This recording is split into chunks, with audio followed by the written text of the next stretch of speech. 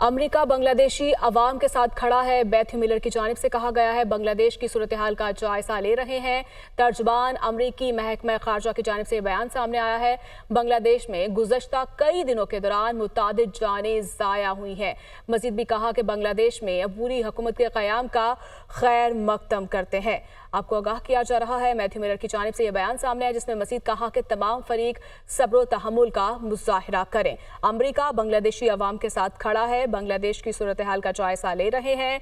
बांग्लादेश में गुज़श्ता कई दिनों के दौरान मुतादिद जानें ज़ाया हुई हैं।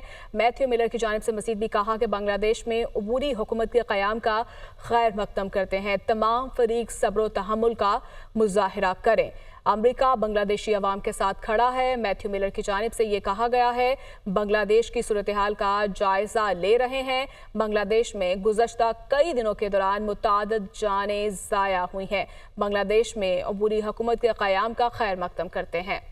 हसीना वाजिद के बेटे ने वालिदा की सियासत में वापसी को मुस्तरद कर दिया। शेख हसीना बहुत मायूस हैं, वो अब सियासत में नहीं आएंगी। वालिदा ने जब इक़्तिदार संभाला तो बांग्लादेश गरीब और नाकाम रियासत थी। हसीना वाजिद ने बांग्लादेश को एशिया की उभरती मैशियत में शामिल किया। पुरतशद्दुद मुजाहिरों के खिलाफ हुकूमत का रद्द-ए-अमल बिल्कुल दुरुस्त था। शेख हसीना वाजिद के बेटे सज्जीव वाजिद जोए की बरतानवी मीडिया से गुफ्तगू।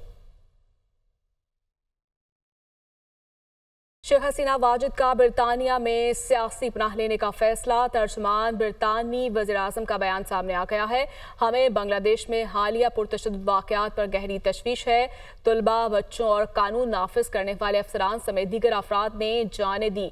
जानों का बहुत बड़ा नुकसान हुआ जो मुकम्मल तौर पर नाकाबिले कबूल है।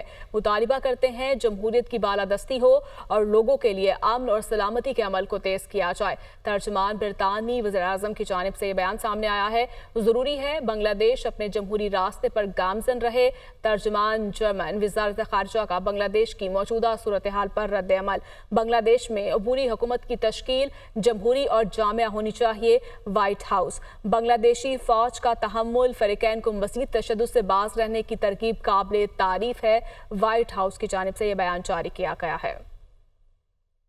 Welcome back. बात करेंगे 9 मई पर पाक फ़ौज का मौक़िफ़ बड़ा वाज़ेह है। पाक फ़ौज के मौक़िफ़ में कोई तब्दीली आई है ना आएगी।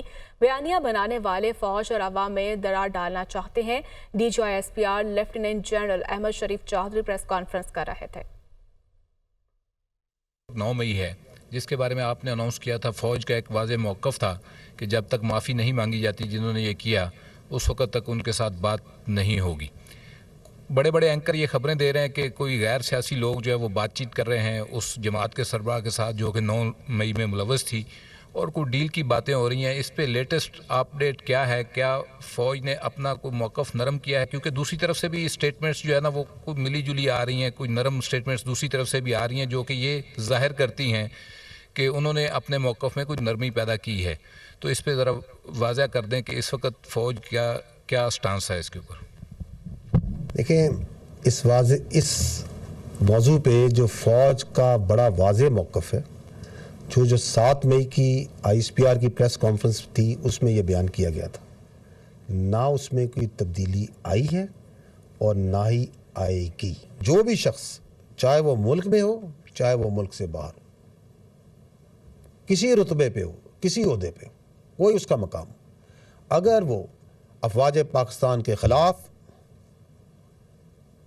प्रोपेगेंडा करता है, अवाम और अफवाज के दरमियान खलीज पैदा करता है, फेक न्यूज़ में इन्वॉल्व होता है, तो फ़ौज उसके ख़िलाफ़ ज़रूरी कानूनी कार्रवाई करेगी।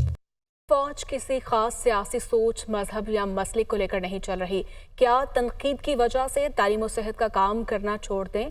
एक माफिया पाकिस्तान की तरक्की नहीं चाहता। माफिया को तकलीफ इस बात की है कि फ़ौज आवाम की फलाह बहबूद के लिए क्यों काम कर रही है। DGI-SPR ने प्रेस कॉन्फ्रेंस में मज़ीद कहा कि सवाल करने वाले और आग लगाने वालों को पहचाने। हमें चाहिए माफिया को यकजुबान होकर जवाब दें। माफिया समझता है इसकी कामयाबी अवाम को गरीब करने में है। ये जो आपकी फ़ौज है, इसके जो अफसर हैं, इसके जो जवान हैं, ये इस मुल्क का शराफिया तो नहीं है। वो इस मुल्क के मुतवस्सत इलाकों से आते हैं, मिडिल क्लास से आते हैं, गरीब ख़ानदानों से आते हैं। जो अफसर है, जो जवान है, उसकी जो पहली और अव्वलीन भी और आखिरी तरजीह क्या है वो पाकिस्तान है। ये जो आपकी फ़ौज है یہ کسی خاص ایک سیاسی سوچ، ایک زاویے، ایک گروپ، ایک پارٹی، ایک مذہب، ایک مسلک، اس کو تو لے کے نہیں چل رہی نا. یہ تو پاکستان کو اور پاکستان کی ترقی کو لے کے چل رہی ہے. تو جو افسر، جو جوان، جو ادارہ اپنی جان دینے کو تیار ہے، تو اگر اس کو حکومت وقت یا کوئی بھی حکومت قانون کے مطابق کوئی کام دے جس میں پاکستان کا فائدہ ہو، تو وہ کیوں پیچھے ہٹے گا؟ سیاسی مقاصد کے لیے، اپنے مذموم نیرو انٹرسٹ کے لیے اس کو تنقید کا نشانہ بناتے ہیں. یہاں پہ ایک مافیا ہے جو یہ نہیں چاہتا کہ پاکستان کی عوام ترقی کرے اور اس کی فلاح و بہبود ہو. یہ مافیا سمجھتا ہے کہ اس کی کامیابی عوام کو مجبور اور غریب رکھنے میں ہے تاکہ اس کا استحصال کر سکے. جب آپ کے گھر میں آگ لگی ہو تو سوال یہ نہیں کرتے کہ تم آگ بجھانے کیوں آئے ہو.